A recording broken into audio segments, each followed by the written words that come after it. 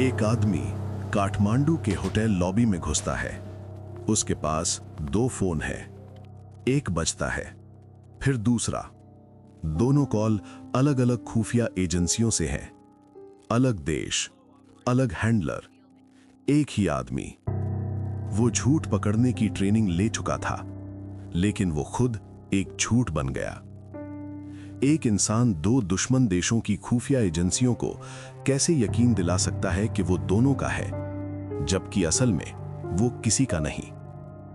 साल 2004, एक पूर्व सैन्य अधिकारी अर्जुन मेहरा भारत की खुफिया एजेंसी रॉ के लिए काम करना शुरू करता है। उसका काम सीमा पर आतंकी गतिविधियों की सूचना देना। उसकी कवर कहानी, दुबई में प्राइवेट सिक्योरिटी कंसल्टेंट। लेकिन रॉ को नहीं पता था, इससे 6 महीने पहले वही आदमी अबू धाबी में पाकिस्तानी दूतावास गया था।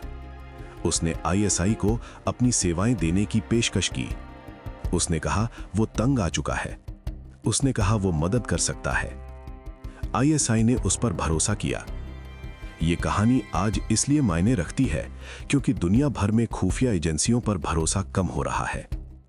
मेहरा केस सिर्फ एक आदमी की कहानी नहीं है, ये उन सिस्टम की कहानी है जो धोखा पकड़ने के लिए बने हैं। लेकिन जब धोखा उनकी ही भाषा में बात करे तो वो अंधे हो जाते हैं। 1999 में अर्जुन मेहरा ने भारतीय सेना छोड़ दी।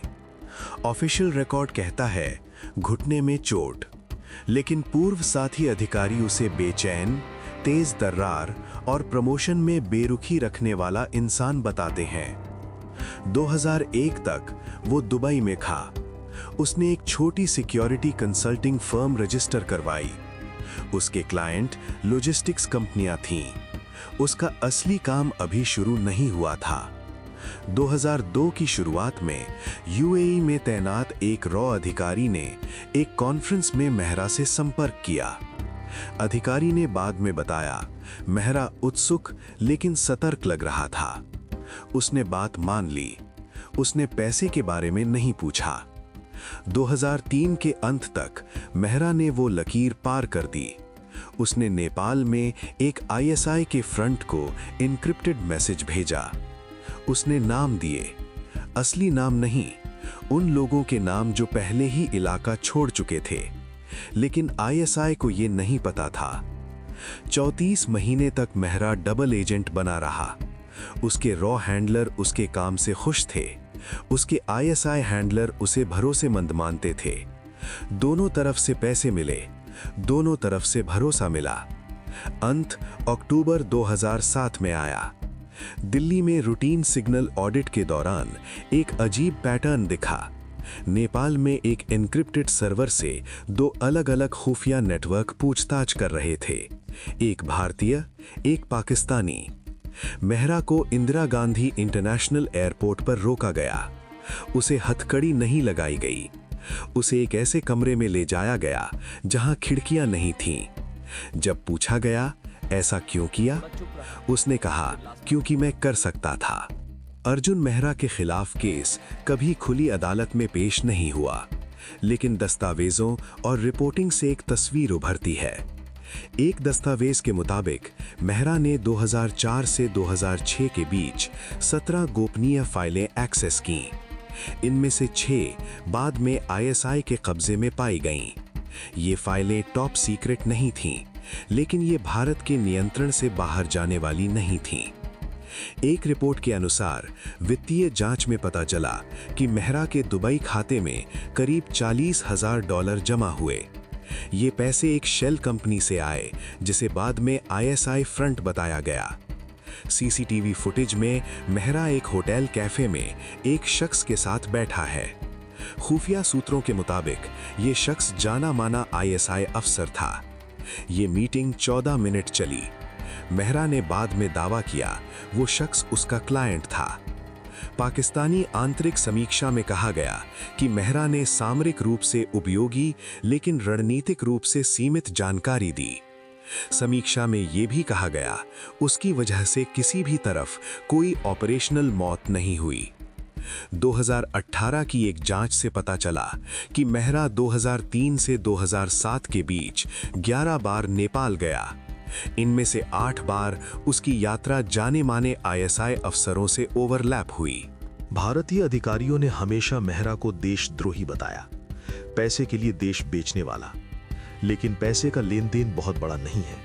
3 साल में $40,000, ये मामूली नहीं है, लेकिन इतनी एक्सेस वाले डबल एजेंट के लिए यह हैरान करने वाला कम है। कुछ पूर्व खुफिया अधिकारी एक अलग व्याख्या देते हैं। उनका कहना है मेहरा पैसे या विचारधारा से नहीं चलता था। वो 2007 में जब्त की गई उसकी निजी डायरी का एक हिस्सा दिखाते हैं। उसमें लिखा है, मैं देखना चाहता था कि सिस्टम को हराया जा सकता है या नहीं। उनके लिए नहीं, अपने लिए। पाकिस्तानी सूत्र अनाम रहकर एक और वर्जन देते हैं। उनका दावा आईएसआई को शुरू से पता था कि मेहरा डबल एजेंट है। उन्होंने उसे भारत तक गलत सूचना पहुंचाने के लिए इस्तेमाल किया। लेकिन यह वर्जन टाइमलाइन से मेल नहीं खाता और ना ही आईएसआई ने उसकी जानकारी को जितना कीमती समझा उससे।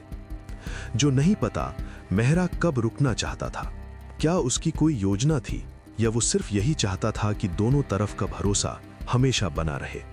अर्जुन मेहरा की पत्नी थी, बेटी थी। पत्नी को उसकी दोहरी जिंदगी का पता उससे नहीं अखबार से चला। 2007 के अंत में यह खबर सुर्खियों में आई। रिपोर्टर उनके गुड़गांव वाले अपार्टमेंट के बाहर डेरा डाले बैठ गए। पत्नी ने घर से निकलना छोड़ दिया, बेटी ने स्कूल में बात करना छोड़ दिया। मेहरा को 4 साल बिना ट्रायल के हिरासत में रखा गया। भारतीय कानून के मुताबिक उसे बिना चार्जशीट के अनिश्चित काल तक नहीं रखा जा सकता था। 2011 में उसे रिहा कर दिया गया। उसके खिलाफ कभी केस दर्ज नहीं हुआ। आज मेहरा उत्तराखंड के एक छोटे से कस्बे में रहता है। उसकी छोटी सी स्टेशनरी की दुकान है। पत्नी उसके साथ नहीं आई। बेटी साल में एक बार आती है। 2019 में एक पत्रकार ने उससे बात करने की कोशिश की। मेहरा ने बड़ी विनम्रता से बात टाल दी। उसने कहा, मैंने अपनी पसंद खुद चुनी, उन्होंने अपनी।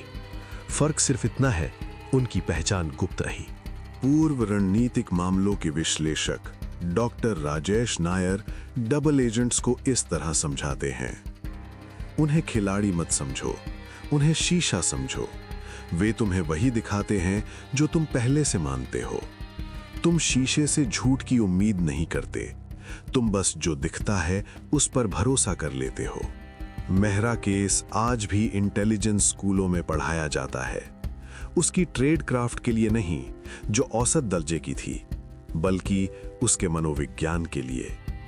मेहरा ने इंक्रिप्शन को नहीं हराया, उसने कोड नहीं तोड़े, उसने इंसान की उस कमजोरी को हराया जो अच्छी खबर लाने वाले पर आंख बंद करके भरोसा कर लेती है। सवाल, क्या आपको उस पर शक होता? हम ये जानते हैं, अर्जुन मेहरा एक साथ रॉ और आईएसआई के लिए काम करता था। दोनों तरफ से पैसे मिले, दोनों तरफ से भरोसा मिला। हम ये नहीं जानते वो असल में किसका था, किसी का भी।